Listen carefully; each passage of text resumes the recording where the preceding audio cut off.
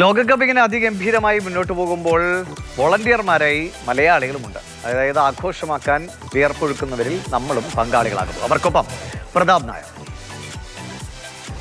ഏതൊരു പരിപാടിയുടെയും വിജയം എന്ന് പറയുന്നത് അതിന്റെ അണിയറയിൽ പ്രവർത്തിക്കുന്നവരാണ്. അറ്റ്ലാന്റയിൽ നടന്ന സെമി ഫൈനൽ മത്സരങ്ങളോടുകൂടി ഫിഫയുടെ അറ്റ്ലാന്റയിലെ മത്സരം കഴിഞ്ഞു. ഈ മത്സരത്തിന് വലിയ പ്രത്യേകത ഉണ്ടായിരുന്നു. 80,000 പേരെ ഇന്റർവ്യൂ ചെയ്ത് അതിൽ നിന്നും 8,000 പേരെ ക്ഷണിച്ച് അതിൽ നിന്നും ഒരു 2,500 പേരെ വോളണ്ടിയേഴ്സായിട്ട് എടുത്തതിൽ 27 പേർ മലയാളികളായിരുന്നു. ഇതിന്റെ പുറകിൽ പ്രവർത്തിച്ച കുറച്ച് മലയാളികളെ നമുക്ക് കാണാം. പേരെന്തായിരുന്നു? അലക്സ്, ബ്രിജേഷ്, നിഷാൽ, എങ്ങനെയായിരുന്നു നിങ്ങൾക്ക് ഈ വോളണ്ടിയർ ആവാനുള്ളൊരു അവസരം വന്നത്? എങ്ങനെയായിരുന്നു?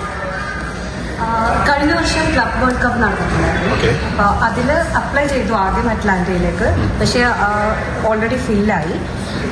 പിന്നെ നെക്സ്റ്റ് ഞങ്ങളെ അടുത്ത സിറ്റി എന്ന് പറയുന്നത് ഷാർലറ്റ് ആയിരുന്നു.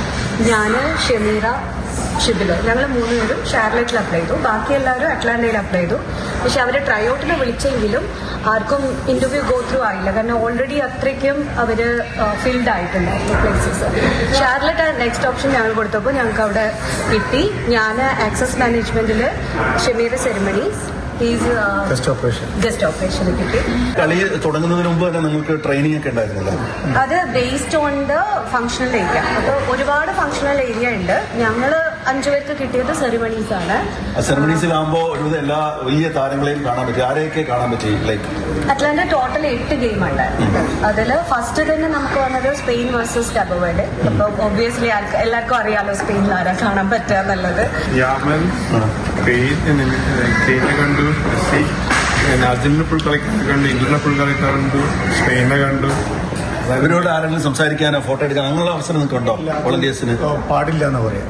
അത് നമ്മൾ കാണുകയാണെങ്കിൽ അവരോട് ഹായ് പറയാനോ ഫോട്ടോ എടുക്കാനോ ഒന്നും പാടില്ല. അത് കാരണം 0 ടോളറൻസ് ആണ്. ഏതൊരു പരിപാടി വിജയത്തിന്റെ പുറകിലും അല്ലെങ്കിൽ ഏതൊരു വലിയ ലോകത്ത് ഏത് കാര്യം പറഞ്ഞാലും അതിന്റെ പുറകിൽ മലയാളി ഉണ്ടാവുമെന്ന് പറയും. അറ്റ്ലാന്റയിലെ ഈ വേൾഡ് കപ്പിന്റെ പുറകിൽ, വേൾഡ് ഫുട്ബോളിന്റെ പുറകിൽ ഈ മലയാളികളുടെ സാന്നിധ്യം, അവരുടെ പ്രയത്നം ഉണ്ടായിരുന്നു. മാതൃഭൂമി ന്യൂസിന് വേണ്ടി അറ്റ്ലാന്റയിൽ നിന്നും പ്രതാപ് ജയലക്ഷ്മി.